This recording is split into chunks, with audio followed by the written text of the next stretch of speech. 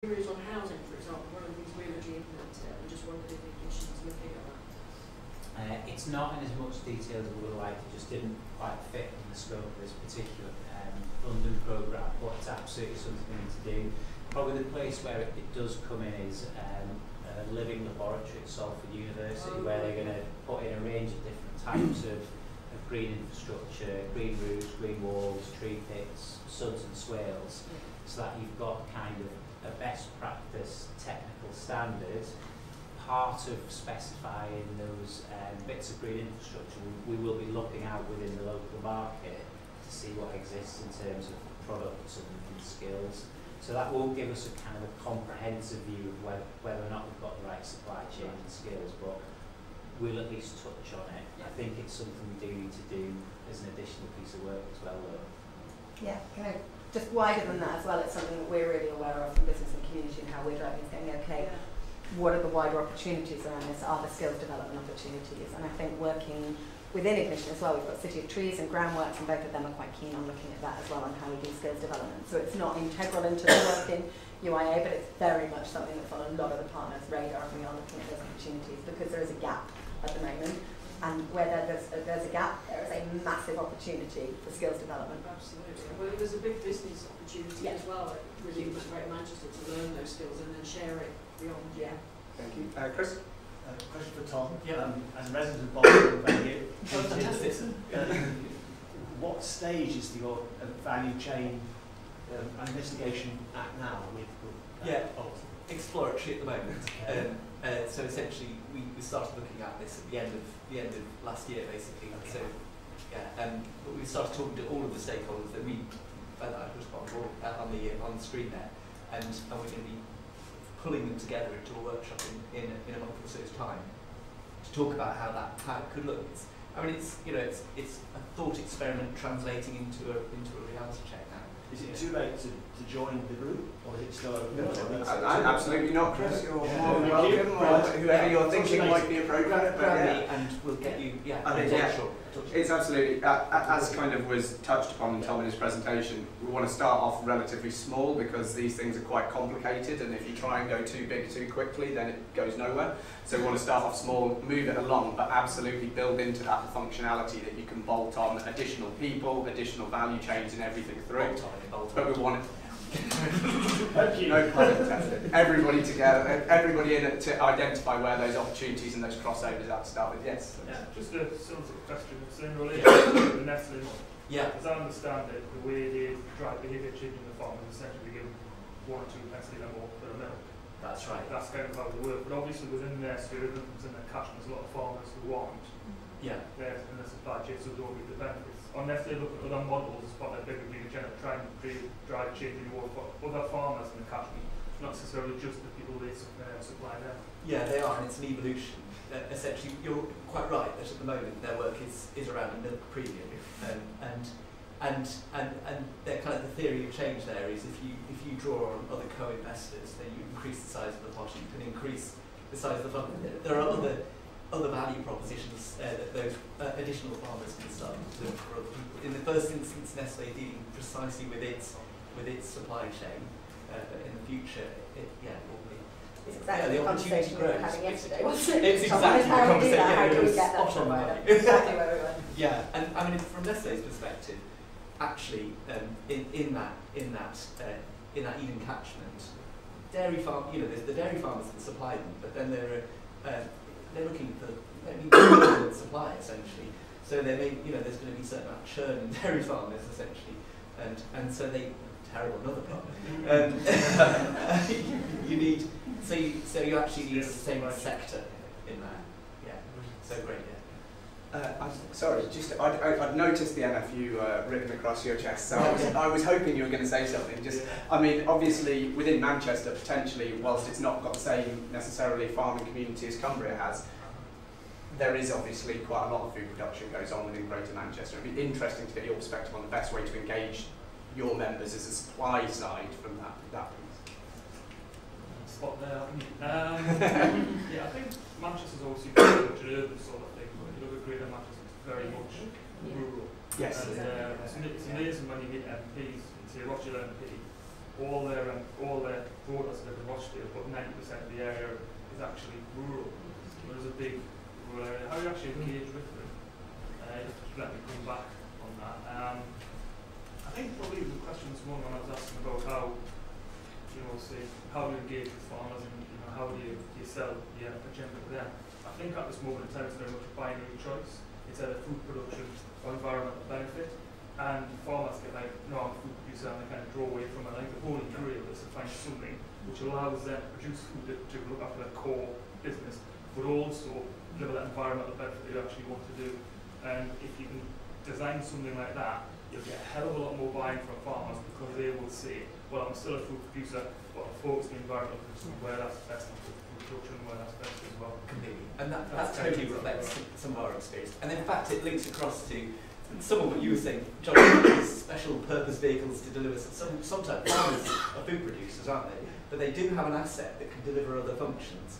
And it's quite possible that in working with us, for example, we've got the first mill up in Cumbria,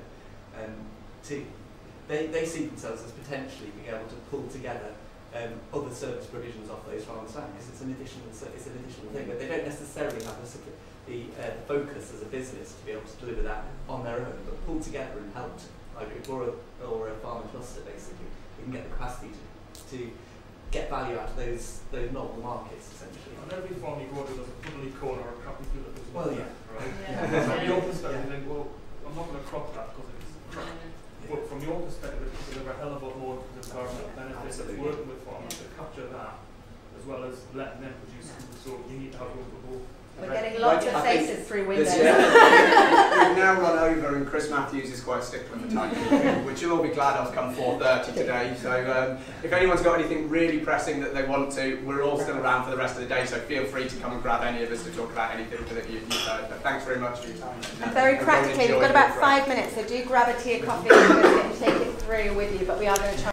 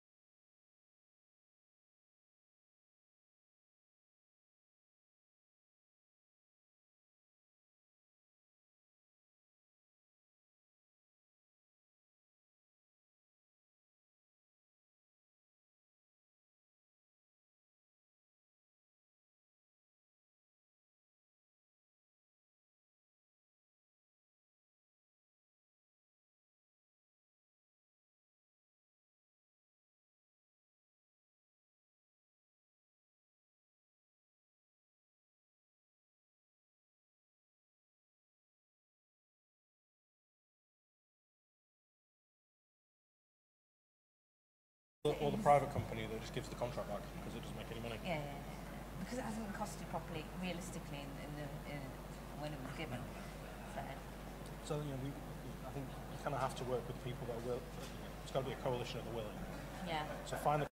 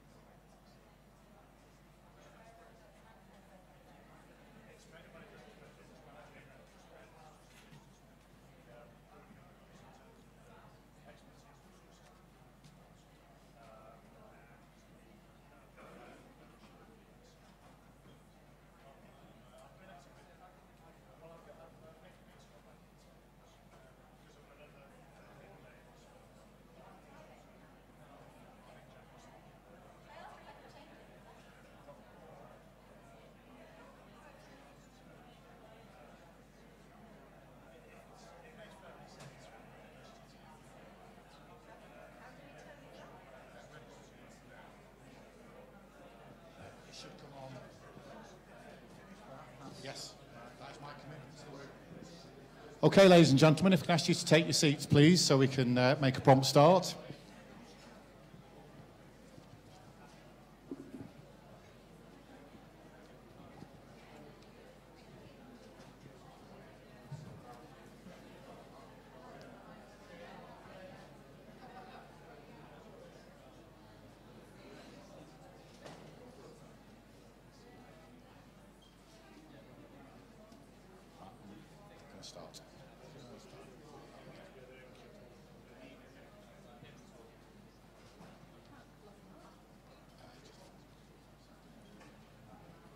Okay, thank you very much for returning for our final session, which is in two parts.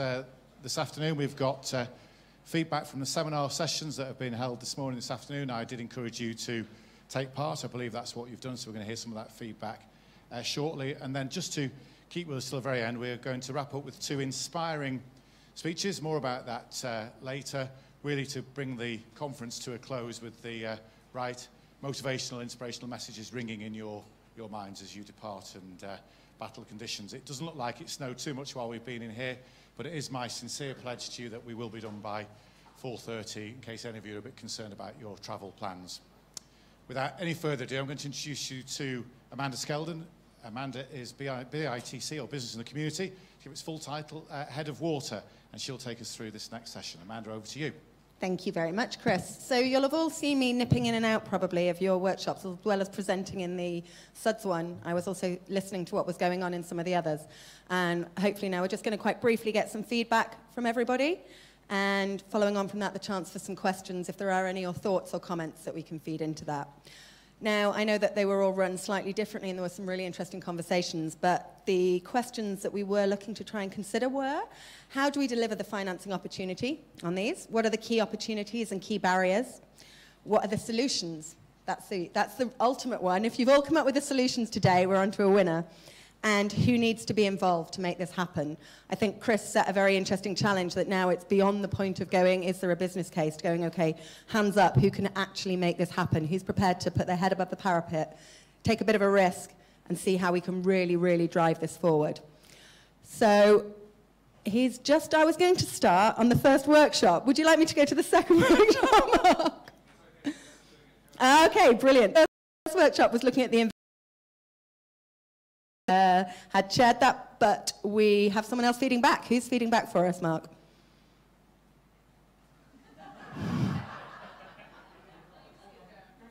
All right, we'll come back to the Investment Readiness Fund. We'll look at the place-based model. So Sarah, there you are over there. Chris, have you got a microphone for Sarah? Sorry. So they were looking at the place-based model. Sarah is with the Urban Pioneer. And can you just give us some top feedback from what was discussed in your group?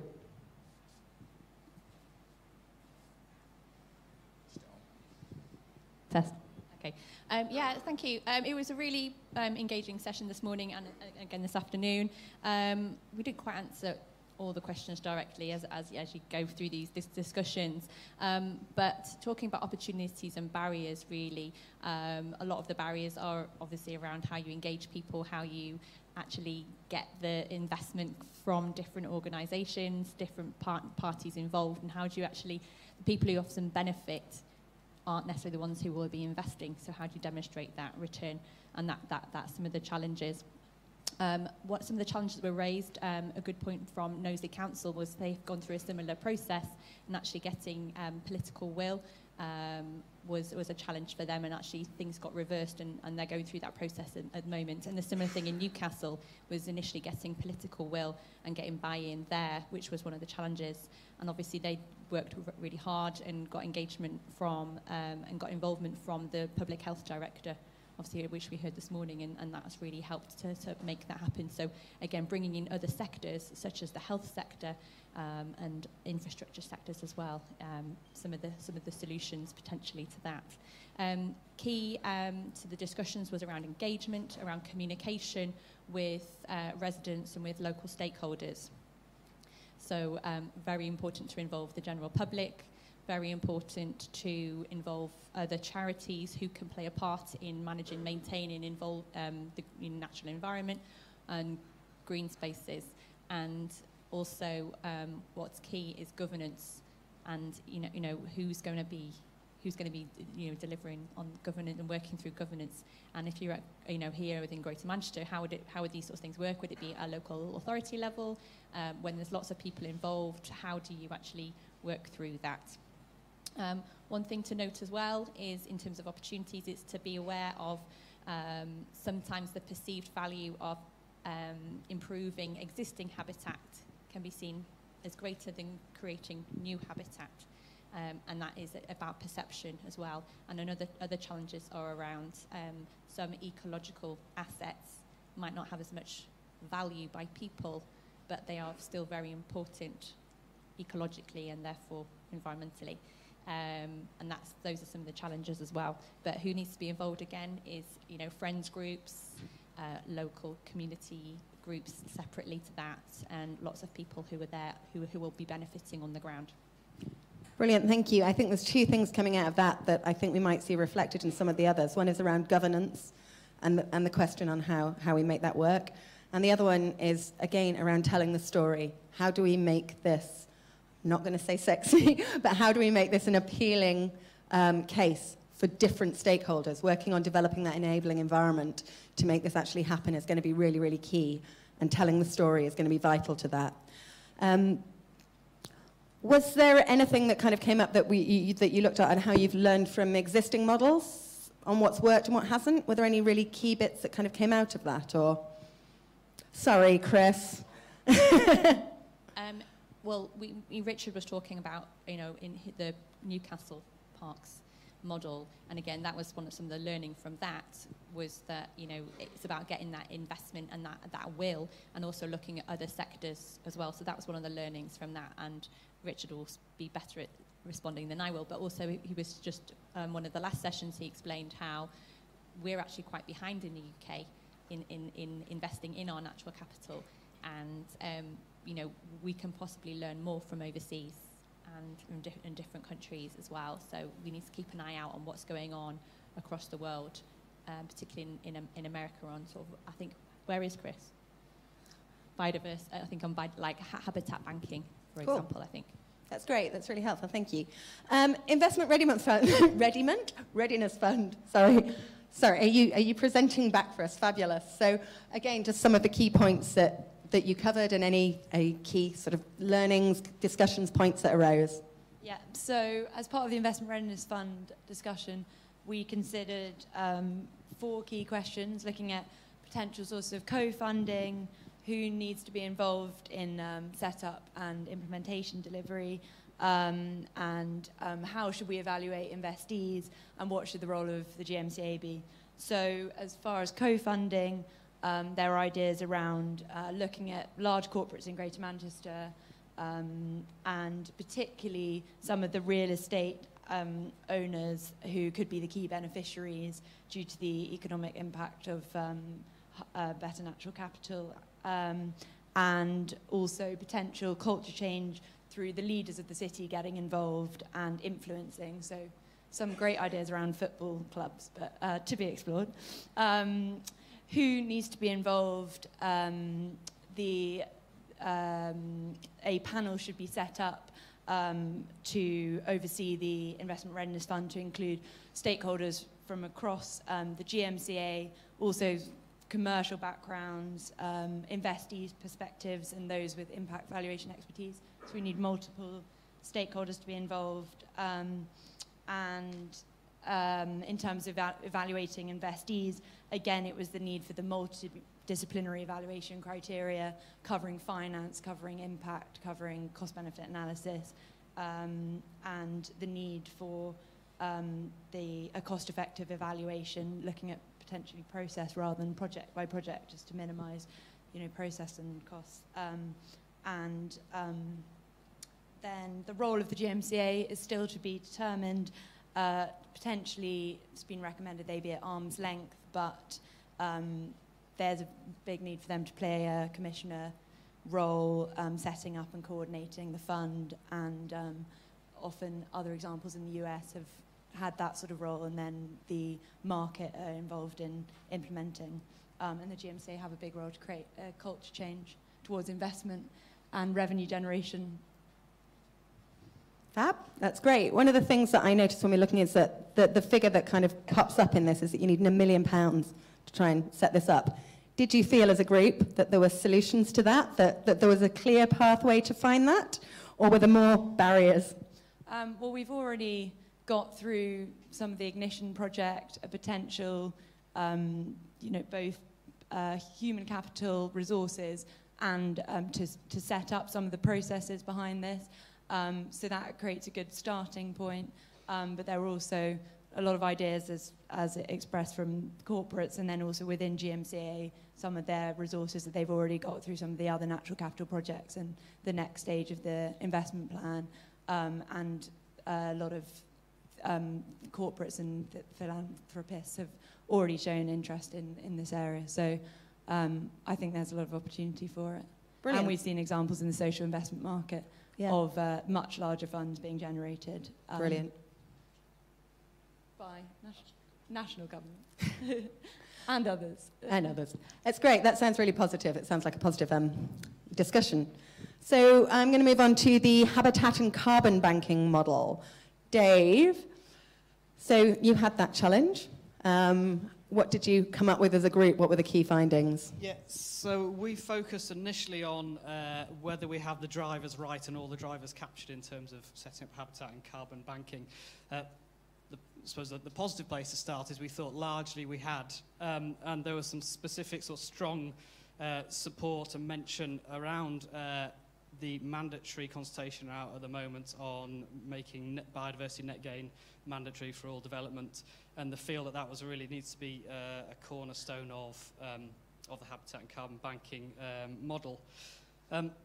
In addition, the presentation earlier from Heathrow is really interesting to look at the growth of that sort of carbon economy and giving us more and more reassurance around that, and the Corsia is an example of that.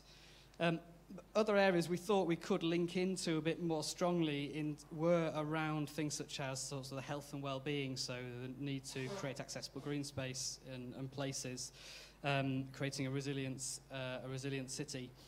And also things around making sure we are understanding the drivers in terms of nature recovery and creating ecological networks, that we get these solutions in the right place. And I think that sort of takes me on to next steps, really. So there were a lot of next steps which came out, so thank you everyone for contributing to that. I've grouped them into sort of 4 distinct areas. The first one is around spatial scale, so where do we need these habitat and carbon banks? There's sort of 3 prongs to that in my head. There's one around proximity to provide local benefits to people in terms of health and well-being, accessible green space. There's also one which is a wider piece around a network, so the habitat and carbon banks work well as a network, so ecologically for species, habitats, and for people. And then thirdly, there's that large scale, big scale, landscape scale size, thinking about the West Pennine Moors or the Great Manchester Wetlands in terms of really big sites that we need to drive investment into. So that was sort of the challenge, really. Next step on that is creating some coherent map that we can use. I know we've got mapping GM, and we've also got the 25-year environment plan that talks about creating nature recovery networks, and I think there's a piece there, maybe heading towards a Green Summit to see if we can bring something together at a spatial scale and present that visually. So the second one was really around guidance and clarity, and this discussion focused mainly on the net gain requirements. So a lot of technical things went through, but things around how is biodiversity net gain measured, how is it monitored, who does the monitoring and reporting, etc. What's the role for regulation? I take comfort, I think, in the fact that there is a net gain task group in Greater Manchester with a wide representation which is looking at a lot of these things. And again, there'll be sort of more information on that and more detail coming out soon, specifically for supporting of the GMSF and support for local planning authorities.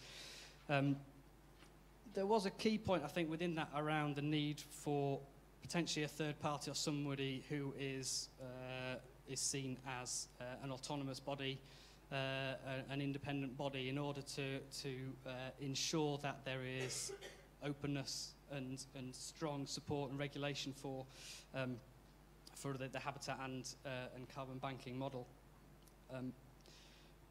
The third area, it was around acknowledging that there's a different pace and there are different drivers for habitat banking and carbon banking, and making sure we can join those two up, and understanding that might cause challenges in the future. And also opportunities to join up with things such as the place-based model or district-level licensing in terms of finding access to land and land that could form different types of banks. There was indeed a point that actually we should be looking at all types of natural capital as potential banks and looking at driving investment into those. Obviously stacking and bundling then comes into play and ensuring we're getting additional benefits for each additional investment that's being made. And finally, I think the final point was just to be really clear that our evidence and our analysis of where the demand is and what the demand is strong, so that we can go with a really strong case in terms of in-front investment into these banks. Brilliant, thank you very much. Again, there's a couple of themes that I think tie across everything. One, again, around governance and that impartiality and having someone who holds that role. Someone or a group. I think one organisation in itself isn't going to be able to deliver that. And the second point that keeps coming up, and I noticed across all of them again, is around health and well-being, that this isn't just an environmental issue, it goes a lot wider, and the social benefits and the health and well-being benefits are another real driver for investment, so very much worth considering across all of these areas. And finally, we looked at SUDS, which was my area, and beyond the fact that we discovered that at least a few of us get very excited by grasscrete, it's just my little thing. There was some really interesting conversations, so Jim's just going to feed back on some of the points that were discussed. Yes, so we were looking at the SUDS model and then also a little bit around the lens approach in Manchester and some of the work that's been going on around that. There's some really interesting discussions that we had around some opportunities for that, and also some potential challenges for how you can kind of grow that a little bit more. One of the key points that came out was actually the understanding of kind of the multiple benefits piece associated with SUDS, to really try and widen that interest picture for investors. Obviously at the moment the model's been very much looking at a specific kind of financial mechanism for certain groups, with a little bit of an understanding of some of the wider multiple benefits that drives. But I think one of the key things was that there's a real opportunity to understand those in more detail, to push that a little bit more. But also that particularly when you're thinking about schools and things, there's other kind of environmental initiatives and things that are potentially coming in. So we're talking around SUDS, things like green roofs and things, but there's also people talking about things like putting solar PV on roofs and how you can link all of that together, and trying to join all of that up into a streamlined approach should be useful. We were also sort of talking about partially around that investment model, and just some questions around how you build in the interest on the investment into that business case to understand really how that works in the long term. There were also a few questions that came up around the workforce that we've got at the moment, and whether we've actually got the skill set within GM to deliver some of the sort of scale that we're talking about as we grow green infrastructure, particularly through the Ignition project that's coming up. And there's a challenge there to kind of people within GM to try and grow that skill set, how we potentially fund that, but also organisations to really actually step up and think about how the types of roles that exist today are very different to the ones that potentially existed 10, 20 years ago. Is this a new area where we need actual new skill sets and new workforces to be able to really start pushing these sorts of models on? We're then talking about, through some of the lens things, how you actually can aggregate different supply and demand organisations to try and link up business drivers to drive investment in these sorts of things, and the importance of actually understanding the governance of those markets, and tying into what I think a couple of other people have picked up, how you actually can really set that governance piece up to make sure that you've got the right people looking through that whole value chain and pushing things on. And then also there was some very specific interests around people in housing environment and how they could potentially link into these sorts of things, and just that concern that what we really didn't want was them looking at this same sort of thing but not in a joined up way, so we didn't have that really strategic approach to it right across. So just really important to make sure we're getting all of those stakeholders involved from a SUDS point of view, but also into the wider green infrastructure agenda and natural capital as we're moving forward through those. Thanks very much, Jim. And again, I think that's another point that's really interesting and that we should all be very aware of across all of these sections is the skills opportunity. This is more than just an environmental piece, it's more than a health and well-being, and a social piece is a real skills opportunity, and this is a real challenge out to businesses as well to go, where are those opportunities, where are the gaps, where in the next 5-10 years are you going to have those opportunities and start driving forward? Chris, do we have time for questions, or would you like to move on? We need to move on. Okay. Thank you all very much then, and thank you all for participating in those groups and for feeding back. I shall hand back to Chris. Thank you very much, Amanda, and to all of the 4 people who were volunteered, I'm not sure which way around it was, to give some feedback. It is appreciated, and I thought you conveyed the sentiments of your group discussions very succinctly and very powerfully. Thank you very much for that. I think one thing that I reflect on, I kept hearing the word collaboration and joint working stakeholders and this, that, and similar words to that. And it makes me think that perhaps one of the areas where we perhaps haven't thought innovatively is about how we convene and get stakeholders together. So when you think about innovation, you might think engineering solutions, technology, we might think a bit of behavioural economics and nudge innovations, that sort of thing. But actually in convening stakeholders to create the conditions to work these issues through, perhaps there is a bit of scope for some new thinking about how we do that as well. Maybe call it stakeholder innovation. But that's something I've taken away from some of these discussions today. Right, it's now the final session, which is to hear from a couple of speakers to really, I suppose, fire us up before we head out into the cold. Sometimes days like today can make us feel a little bit weary, because we're weary, I should say, because we've been thinking a lot. So we've tried to energise you on your way out. No pressure to the 2 speakers about to come on the stage here. First, in a moment, I'll welcome to the stage Andrew Bester, who's the Chief Executive Officer of the Co-op Bank. But before I do that, for the first time in my career, I'm actually going to get to welcome a president to the stage. It doesn't happen that often, and I hadn't heard of the European Federation of Green Roof and Wall Associations until preparing for this conference, but I'm absolutely delighted to invite the president of said association, Dusty Gedge, who will talk to us about innovative green infrastructure projects and offer some interesting suggestions and ideas on how we move forward. Dusty. Can I use this, yeah? Yes, do I just click it and it goes to where I need to be, yeah? Okay, yeah, I am a president. I thought I'd start with this picture because I'm actually a bird watcher, and I used to come to Castlefield, and this is where black red starts used to be in Castlefield. So everything I'm going to talk to you today about is the fact is that actually I love wildlife, okay? And I am a president.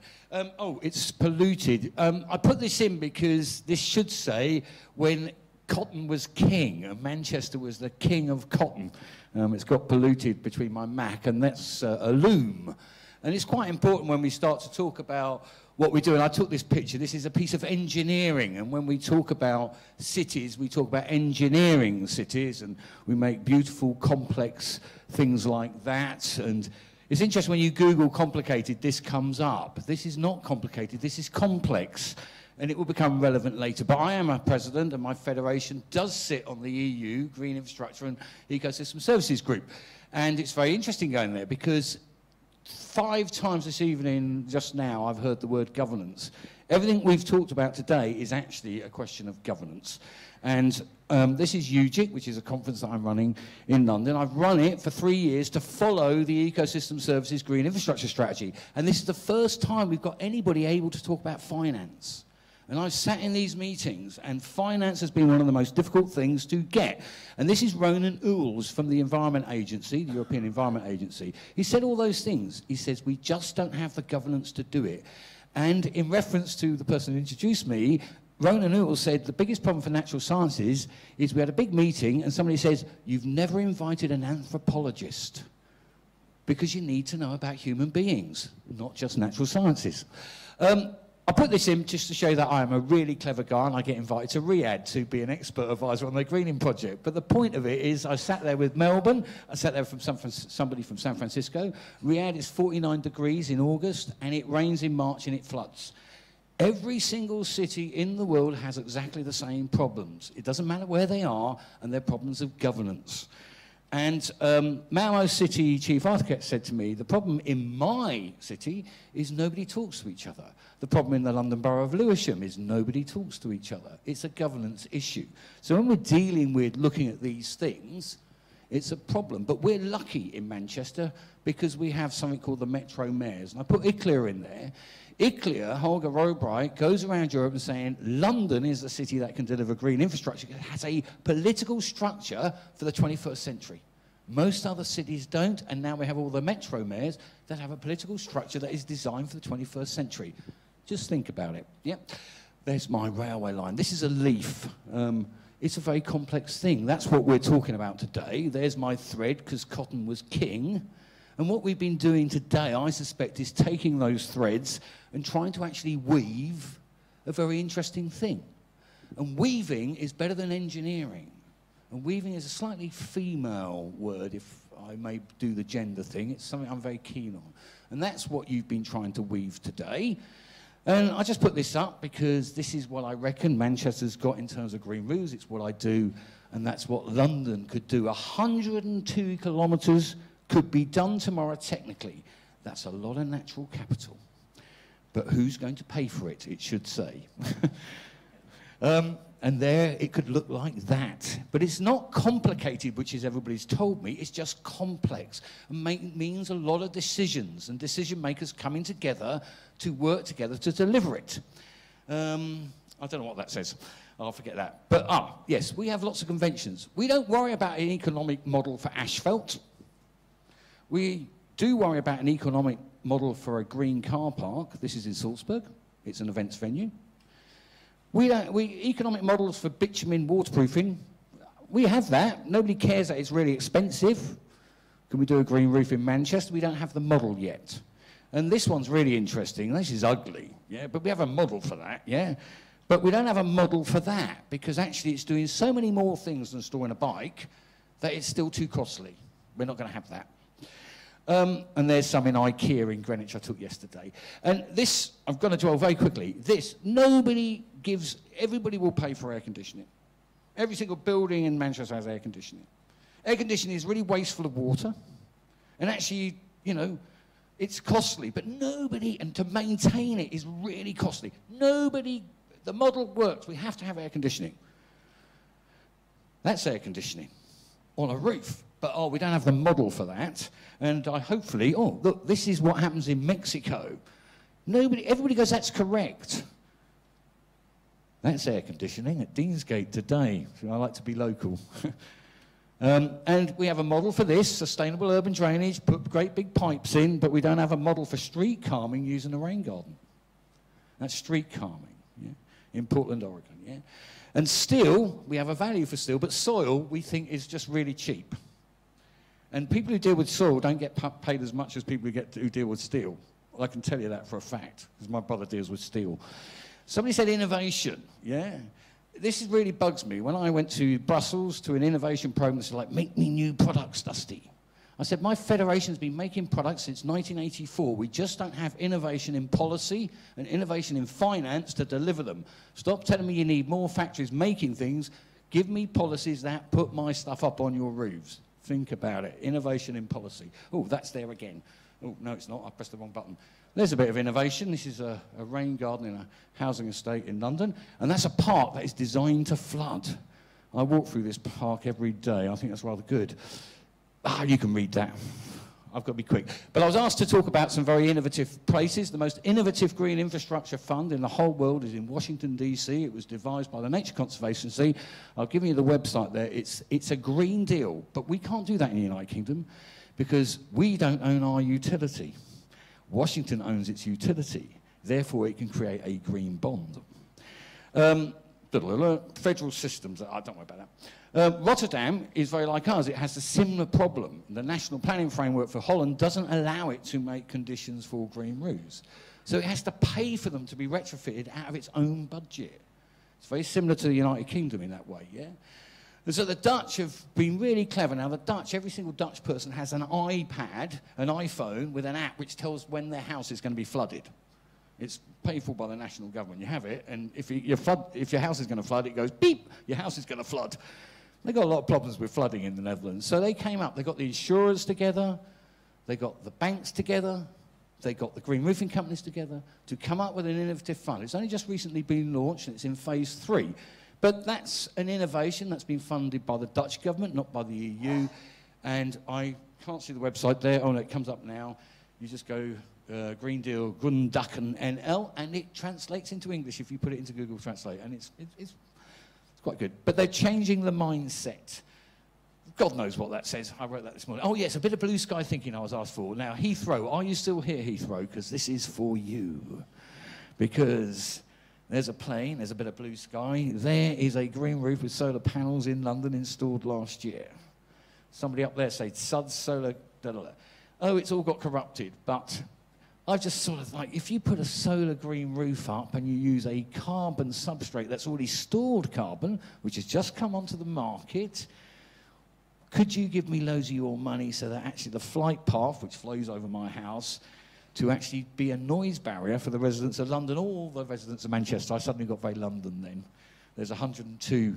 I just did a quick calculation today. I don't know how correct it is, but I'm willing to share that with Heathrow if they want me to. I'm a passionate person. I can talk very, very quickly, but you've been today, hopefully, lining up the threads of how you can create a story for Manchester and obviously a story for other cities in the United Kingdom to weave a tapestry maybe in 5 or 6 years which delivers for your city and involves a lot of threads and a lot of people. So thank you. I hope that was all right.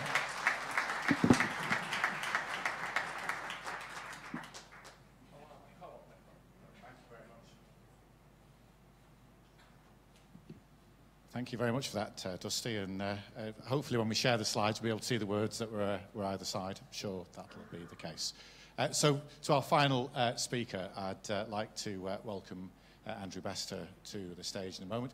Andrew's here to really share some thoughts with us about investing in the natural environment and what it means to the financial sector and the opportunities that perhaps he sees in that lie ahead for Greater Manchester, because of course the Co-op is a rather significant player in the city region, and of course across the country as well. So I'm actually delighted, Andrew, you're here to be our final speaker. The floor is yours. Thank you very much. That's quite something to follow, Rusty. I've got no slides, so I'm feeling it's going to be quite a challenge. You might ask why somebody who probably sense from my accent isn't actually from Manchester, is neither a natural capital specialist, nor indeed as an environmental expert would be here at all this afternoon. But I thought I would just give you some of my own reflections, both as somebody who is new to Manchester. Secondly, I've spent a lot of time thinking around some of the concepts, in particular some of the work that I've done on chairing the Circular Economy Task Force for business in the community, and a little bit of my reflections looking at the great work that is happening here and some of the learnings that I've had in working in these sorts of areas. Firstly, and Rusty referred to it, I think I wouldn't underestimate the energy that is happening in Manchester. And I've only been in Manchester since the middle of July when I was asked to lead the turnaround and transformation of the Cooperative Bank. Certainly for me, the energy that Andy Burnham's creating with the across Greater Manchester, be that tackling issues like homelessness, youth, initiatives like that, for me, reflect a real energy and a buzz that is in the city, and I think certainly for me creates a great platform for the natural capital work that's happening here. And I think the point just made, I do feel like there is a political structure here that can start to tackle some of the challenges that do face us in the 21st century. And in particular, if I just start firstly with some of my reflections from my Circular Economy Task Force work, and for me, a lot of the work that we're discussing obviously is specifically to natural capital, but I think some of the themes play through, and I'd like to just play you back some of the themes that I've learned through that work. But firstly, some of the findings we found in our work is firstly really trying to make sure that groups of people like this are collaborating together to not only refine, but indeed redefine product. And we saw some of the great work you're doing in potentially in redefining products and ways of working, and crucially, looking at how circular value chains are working together. None of this happens without having strong networks of people where there is lots of information sharing, best practice sharing happening across that. And crucially within that, and I know you touched on some of that, it does require some really bold decisions from a policy point of view, an initiative point of view, and also, crucially beyond that, in parts, some fiscal stimulus to do that. And that certainly applies in the circular economy, and it absolutely applies as one starts thinking about some of the concepts that apply in natural capital. The other theme that I heard in some of the feedback that you were just relaying back is I do think there continues to be a real need to educate at all levels, be that at senior management level, be that in organizations, to tackle and build the skills that are going to help people process some of the challenges and opportunities that lie ahead. Because the fact, certainly as a banker, one thinks in finance, one thinks in cash flow, but natural capital models are forcing one to think about impact on the whole system, how that works. And I think all of us need to contribute to that learning and growth over time. It's interesting in the circular economy context, because what is interesting, and I'm sure your work is proving the same today, the reality is there is a real business case for all of this, and we heard that again in some of the feedback. On our circular economy work, there is £10 billion worth of GVA to the economy to become more circular by 2030. That would add 3% of productivity and 7% to GDP. So there's absolutely a business case there. The challenge a bit, and we talked about a combination of governance, getting the right stakeholders together to understand that opportunity. And certainly in circular economy terms, there is an opportunity to create an additional 200,000 jobs in the UK in creating more circular thinking.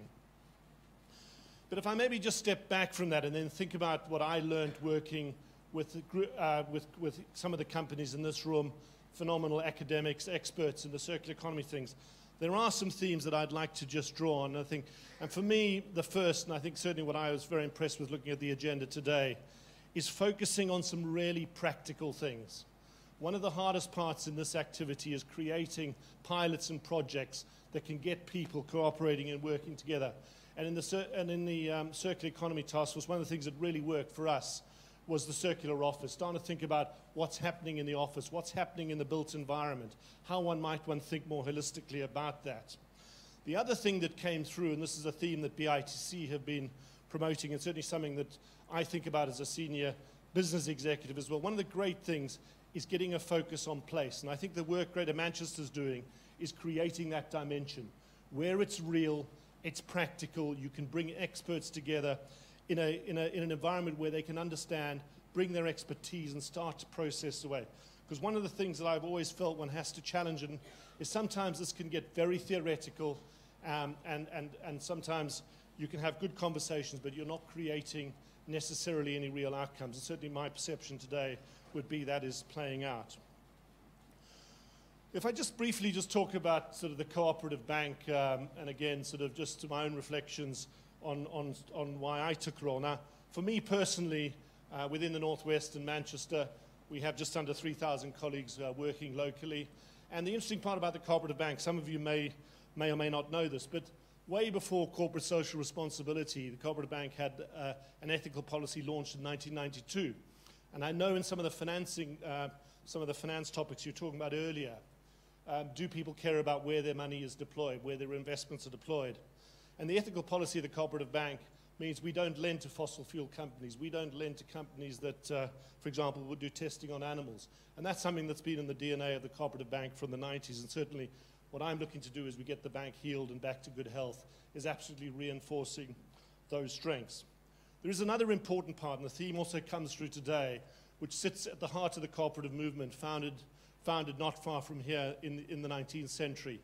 The cooperative spirit that goes with people working together and cooperating. And I think for me, one of the reasons I'm excited about working at the Cooperative Bank, but also in tackling issues like this, it is all about cooperation. And for me, a lot of what needs to happen in dealing with the complexity and the pace at which the world is changing drives ever more the need for people to be cooperating and working together. Specifically in the context of helping in Manchester, if I just use one example at the Cooperative Bank, we support an organisation called Centrepoint. And between our customers and our colleagues, we've donated just under £1 million to help homeless people in Manchester. Another good example of just helping locally, but crucially, alignment with what Andy Burnham's trying to achieve for the Greater Manchester City. And for me, just a small example of what one needs to be doing as an employer. So, what would my observations looking into the day you've had and sort of, I suppose, almost what I think? The first thing I would say, my observations, it does feel to me there's a good process of filtering happening here as you think through what the opportunities and challenges are. I can also sense some good innovation starting to play out in the financing models. And the financing models are tricky, and I'll give you some of my reflections as a banker as to how one might need to think about that. But the fact is, you're also bringing together and cooperating, bringing that community of experts that sit in this room, and the respect that sits with those pools of experts coming together to solve, for me, is key. I talked about the real place example, and I don't think one can underestimate. The more you create local context, the easier it is for people to be able to bring some of the concepts to bear, and you can bring those communities, be they financiers, be they environmental specialists, be they community people, be they government, to start to process. And then crucially, you create a real practical basis on which to do things. I suppose you can't have a banker here without getting some reflections from a financing point of view. And I think, to be fair, this is where I think we are at the early stages of what I think will be a new wave of finance. And you've had some great speakers talk about what's happening in ethical finance. And as I alluded to earlier, the fact is that we are all at an individual level really starting to care where our money is deployed, and that is only going to continue to change. As I've done work myself with, be it with environmental social governance bonds, and my old role at Lloyds Banking Group as an example, the fact is there are pockets of investors who want to be clear their funds are being used. At the moment, one of the tough parts is you're not necessarily getting as much additional benefit for that funding, for doing the right thing. But I think, again, as pioneers and people who are creating that change, one needs to persist. One needs to then also, crucially, start working through what are the different funding structures. How does one get national government working with local government to provide some of the support? And then sort of, the other communities I know you talked about this morning, whether it's philanthropic investment, some of that initial investment right through to eventually institutional funding. It's all hard, but again, bankers and financiers like to understand local issues, and the more you can create local impact, local understanding, and then crucially in the context of natural capital, also start to push some of the measurement systems. How does one create that object measurement of progress, and how does that potentially turn into financeable frameworks that can effectively be financed for the long term? So as a final message from me, what I would say to all of you is certainly keep up the great work that you are doing. I think for me, it's very energizing for me being a newbie in Manchester, starting to get to understand. But what I see in multiple conversations I'm having in Manchester is a real energy to start to tackle that. And it comes back to that good old cooperative principle, that the cooperative movement that was founded here, getting that cooperation happening, bringing people together. Crucially, continue to push the boundaries. I think one of the things that's fascinating about in a city like Greater Manchester starting to get some of this activity done is you've got to push the boundaries, because that ambition for me will not only transcend across the UK but also transcend and create best practice way beyond the UK. Last but not least, and I keep saying it in all my discussions at the BITC, keep it practical, keep it nice and grounded, continue to test and learn, and the no doubt is we'll all make the world a better place. Thank you very much.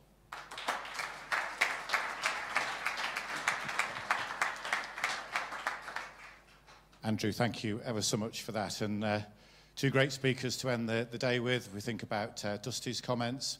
Provocation will be driving change, looking very differently at things. I thought that those pictures of the cycling sheds were really quite striking, actually, in terms of how there might be models for one thing and not for others, and how we need to think differently. And from Andrew, many themes there, ethical finance and pocket of investors, there's money there. But, to get the money, we need the people as well, and we need the skills, and we need the networks, and we need the collaboration, themes we've heard throughout today. But the one thing I did note, there's a real business case for this. And if a man with the money says there's a business case, there'll be a queue at your door tomorrow morning, I'm sure. So thank you to both of you. I'm trying to find where Dusty's gone just to... there he is, right in front of me. Thank you to both of you. So that's it. That's the end of our day. I'll keep these final remarks as brief as I can. A few things I do need to say, though. Firstly, from a logistics point of view, if I may, I mentioned feedback forms earlier and the funding requirement attached to them. Please do fill them in, and I'm quite happy to do that now while I'm making these closing remarks. And also, as you leave, can we have your badges back as well?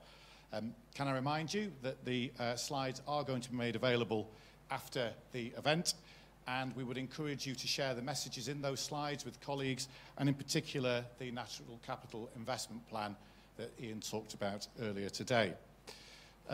Let me also give you a heads up on a couple of related events. The 28th of February, the Royal Society of London, where our very own Krista Patrick, who's hiding away there, will be showcasing the Natural Capital Investment Plan. So if any of you there, ask him an intelligent question, and I'm sure you'll get an equally intelligent answer to share with folks. The next Mayor's Green Summit is taking place on the 25th of March. If you haven't already signed up, I'm going to look to Mark. I believe we still have some places available, Mark. There are some tickets available, so it's being done all online this time. And at the end of March as well, in fact the day after the Green Summit, we've got a European conference taking place on innovative financing for creating green cities, which is happening here at the Manchester City Football Club, and it's basically bringing cities with investment needs to investors who've got some money, and Jonny made reference to that, so I'm sure if people wanted to know more, I'm sure Jonny would be happy to share those details. We'll share the links to these events after the event, after today as well. So the last thing for me to say is some thank yous. Firstly, sincere thanks to all of the speakers, some of whom battled conditions to get here, for their remarks, comments, provocations. It's with thought-provoking content, I think, that we can take away some inspiration. It keeps us on our toes, and hopefully it motivates us to carry on. Also, thanks to the Ecosystem Knowledge Network, who've been filming and live streaming for us. Now, I'm hoping that nothing has happened today that sent us viral for the wrong reasons. So I'm not aware that it has, so thank you for your constructive contributions across the course of the day rather than those that catch the eye. Also, as well, thank you to the team at GM who've organised today's event. I think people know who've been involved in event organisation. It's never straightforward. We've been a large gathering today with some complexities in the agenda, so well done to the team for that. And in particular, and he won't thank me for this, Krista, thank you very much for your work on today's event.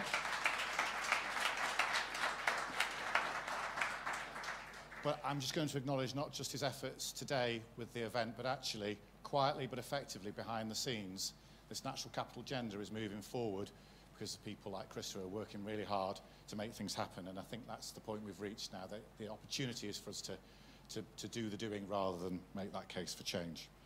A final thank you is to all of yourselves for coming along today and for making your contributions, Q&A, in the seminars. It really does matter and helps this event work. My reflection is, in this room here in front of me, there are some quite remarkable people, some talented people, some energetic people, motivated people, who I think in the tradition of Greater Manchester, some champion innovation and push for change. We need those attributes right now to turn the projects into reality, to make that difference that we all are signed up to. You guys can identify those projects. You think of the Natural Capital Investment Plan, you think of the Environment Fund. We now have those opportunities, and how we can develop projects from a natural capital perspective that can perhaps work through those mechanisms, but also can deliver those wider benefits that so many of you have talked about. It isn't just a natural capital benefit. Clever projects will deliver multiple benefits and are probably more likely to fly. And I think many of us in this room, in the right circumstances, can come up with some really great ideas to make a difference. So I hope you agree that's the challenge ahead of us, that you signed up to making it happen, but it's now down to you guys to do just that. So when you're back in the office tomorrow, do something different and make a change. So with nothing else to say other than that, I wish you a safe journey home, particularly in the conditions, and maybe see you here next year. Thanks very much.